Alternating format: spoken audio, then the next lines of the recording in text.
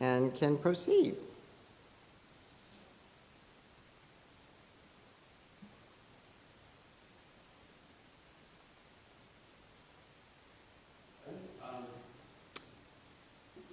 Yeah, is anyone from the public on the screen, or there's no one sitting here? So anyone called in or tuned in? Oh, we have Ms. Pepper, this is Chuck Scalise calling. I am attending the meeting remotely. I am at my Edinburgh office today, so I appreciate the consideration to allow me to attend the meeting remotely. Well, we're happy to have you. And now we have one person in the audience, our city council lady. I will say I don't see the council chambers. The windows I see are just the city's seals.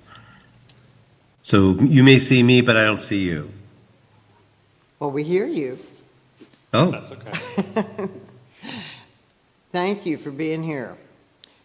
All right, so do you want to say anything? This is the public comment period of time. No, everything's fine. Okay, great. Thank you. All right. Then we can go to new business. Yep, and this one's me. There are two orders of new business.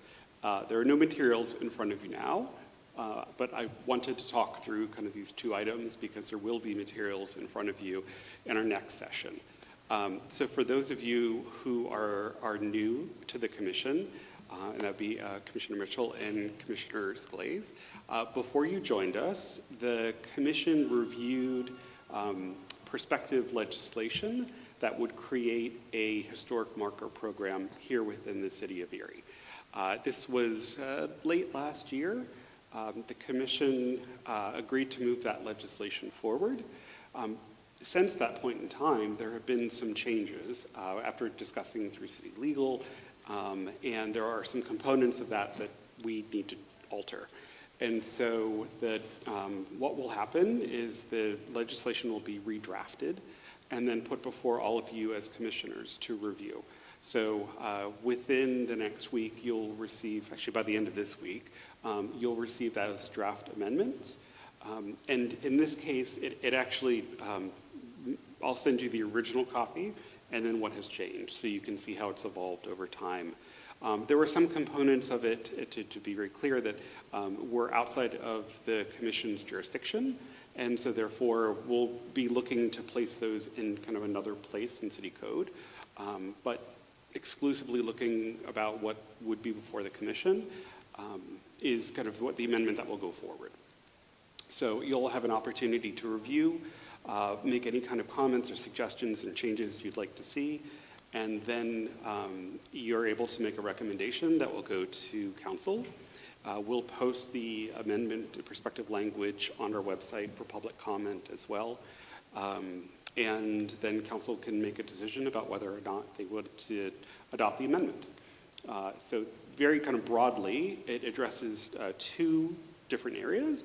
One is the creation of a historic marker program here within the city, which we don't currently have.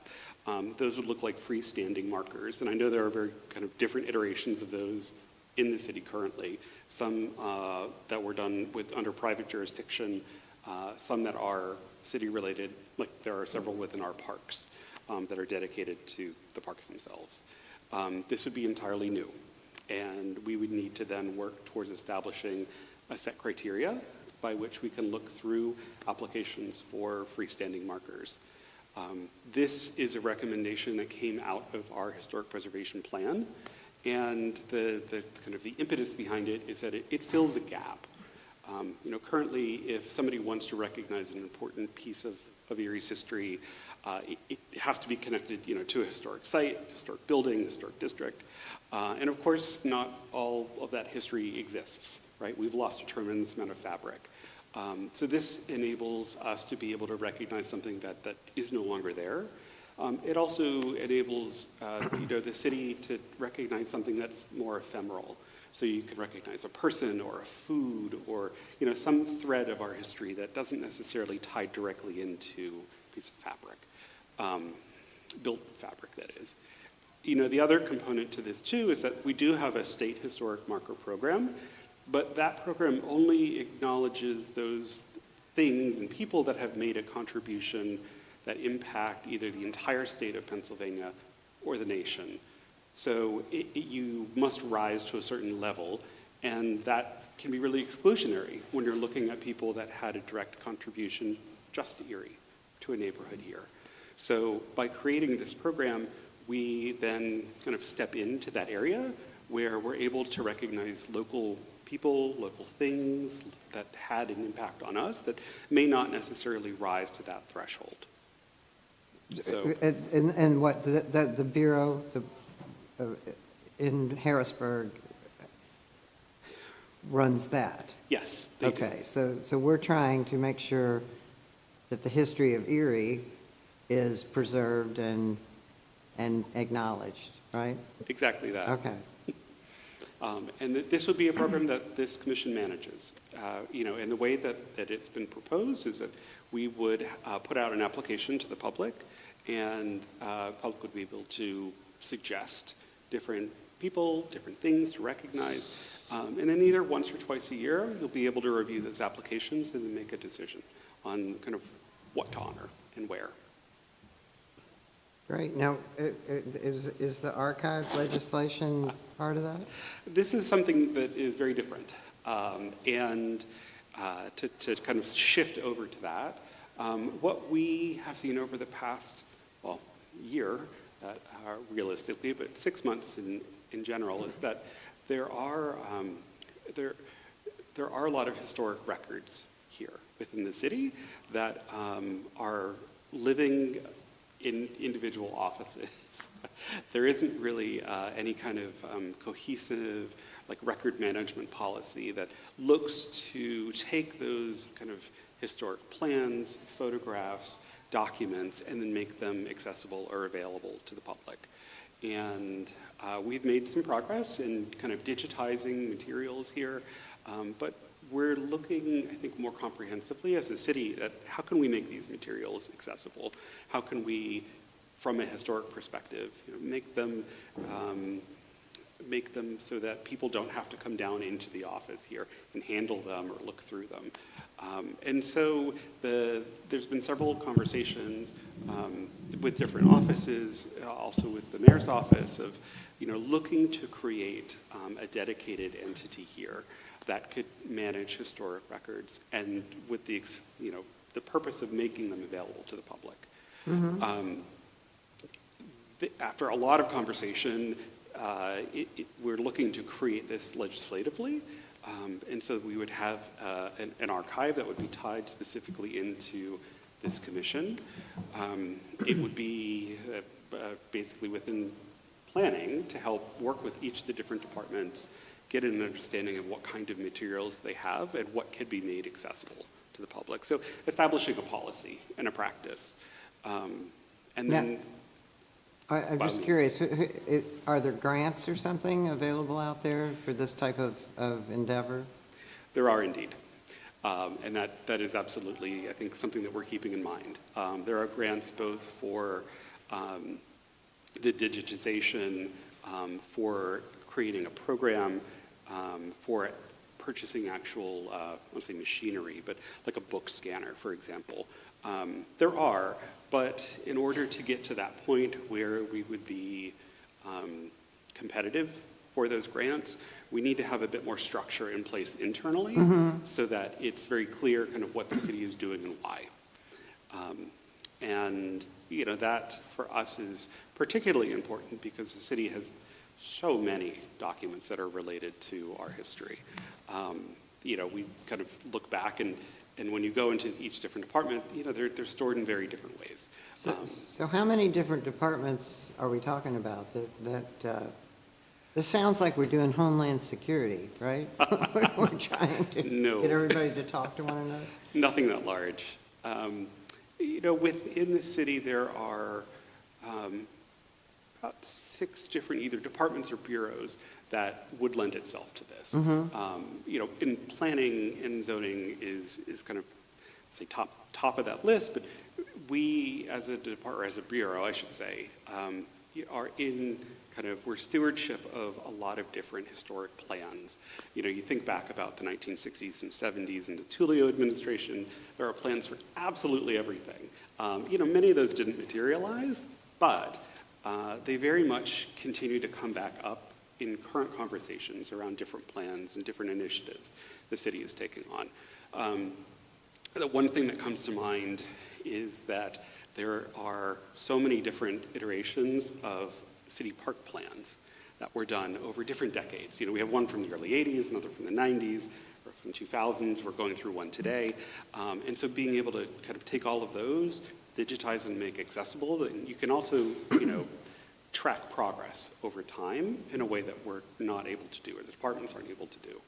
So it not only helps serve the public, but it does have kind of inherent vested interest for the different departments and bureaus here. Especially for this commission and what we're doing with landmarking, I also think that there's an opportunity to have this program be open to those that go through our landmarking process. Because often what has come up is that as we're working with each of these different community groups or individuals, they have materials that are directly related to their own history. And they have either asked or asked us for advice about how can we archive this, how can we make sure this is accessible. And there's I think, an opportunity there for us to be able to assist in that way. You know, of course, there are institutions in town that do this exact same thing, but the collections are defined in very different ways. So, you know, our first order of business, of course, is to ensure that what we have here in the city that is appropriate to make available, we do so. So this is also something to establish and then to look forward to in the next 5, 10, 20 years of what this might look like. So it would be a service of the city. And a way for the city to have a more comprehensive record management policy. Okay. Yes. I will say that one of the, I think, neatest things that's come out of this is that in the 1970s, we invited the National Archives here to the city to actually do this exact same thing. They did a comprehensive overlook about all city documents, kind of how we can move forward in making it modernized and accessible. And we found a report from the National Archives that was all about the city. And their recommendation, of course, at the time was to modernize everything, which meant putting everything on microfiche. So we have a lot of documents here that have already been put on microfiche that you know, are not accessible. But this is all to say that there's a history here about archives and record management already that's particularly fascinating. So there's a lot to unpack. And we have a lot of materials here that, you know, everything from recordings of council sessions and recordings of commission hearings over the years too, that would be fascinating to dig through. So if we vote on this today, what are the next steps? Well, you don't need to today. Okay. Similar to the historic signage legislation, you know, I'll produce the draft legislation to you about what the creation of an archives would look like. And then you would be able to provide your feedback and consideration, and then make a decision about whether or not to recommend that at our next hearing in July, and then move forward. That would again go to council for its consideration. And then if council wish to adopt that, then we can start working on putting together a policy framework, an appropriate budget, and some accomplishments and goals over the next year, 5 years, and 10 years. Thank you. Matthew, didn't the History Center, don't they have some of that? I thought years ago the city gave a lot of information to them. Was that, I see you're nodding. Yes, that's very true. The Hagen History Center today has almost an entire wall of different materials from different departments, primarily engineering in our streets department, our Bureau of Streets, I think Bureau of Sewers as well. There's lots of materials that are over there now. So it would be another opportunity for us to look to see what we have in-house here in this building, and then also what is being stewarded out in the community. Do they have a recommendation? I suppose you've asked anybody, they'll have a recommendation, but I don't know if they haven't given any thoughts on techniques or... We would be looking to them for their expertise. We actually engage them in a conversation around those materials as well, and kind of what's the best way forward. It's just an open dialogue. Great. With the History Center? Yes. That would be good. There's a lot of really, cool things. I especially appreciate all of the different plans, but that's just inherent in being part of the planning department. All right. Well, so we don't vote on this now? No. This is just an update? Yep, exactly Okay. that, and that you can expect to see this in the near future. And at our next session, we'll be able to dig into it a bit more. Okay, so can we move on to old business? We sure can, of which there is quite a bit. There are 5 different nominations that are working their way through the system. So the first 3, the Menor Corps, the Labor Temple, and the South Erie Iron Works Company building, they are all before City Council. City Council has held public hearings on those 3 landmarks, and they have closed public hearing and then recommended the drafting of an ordinance. And so those 3 are in that process now, where City Legal is drafting an ordinance to change our zoning code so that they would be officially declared city historic landmarks. So they're well on their way. I would expect that probably sometime within the next month that those processes on those 3 will conclude, and we'll have 3 new historic landmarks. For the Foreman Block in the William and Mary Spencer House, which the User Commission considered last month, it did go before the Planning Commission. They heard the nomination for each, considered it against the city's comprehensive plan, the neighborhood plans, and our historic preservation plan, and were unanimous on both that sending a positive recommendation to City Council, they be declared city historic landmarks. So those recommendations went to our city clerks just today. And again, I would expect sometime within the next month or so, whenever there's time on council's agenda to have those public hearings, they'll be coming up over the summer. So the other 2, Yes. are soon to be also included? Okay, cool. Yep. We did have, and I will say this, we did have one other nomination that was submitted that was meant to be for the session today. That applicant had a timing conflict and asked to be moved to July. So Sure. I know we're all taking a bit of a breather today, but we'll be back on our... Is it a secret? Can you tell us who it is, what it is? No, nothing is a secret. But I do want to be respectful of the applicant, and they haven't kind of green-lighted it to put it on the agenda. Oh, okay. So I will defer to them and their wishes for the moment. I will say that kind of moving into our next item, the city firehouses, MPDF, we did put out an RFP for a consultant, or to hire a consultant to conduct the research and compose this multi-document form for our firehouses. We received 2 very strong applications from different consultants about this work, and are in the process of adjudicating those applications, selecting a consultant, which we hope to do, if not this week, then by next week. So it'll be a... Now, is that an issue that City Council votes on? It will be when the selection is made for the consultants and we enter into a contract. So once we finish the adjudication process, select the consultants, we'll draft a contract that goes to City Council to ratify to spend those funds. Okay. Anyone have any questions? No. Okay. So we now will have an update, or what is the Bureau of Planning and Zoning Unfortunately, telling us? well, Jackie's unable to be here today.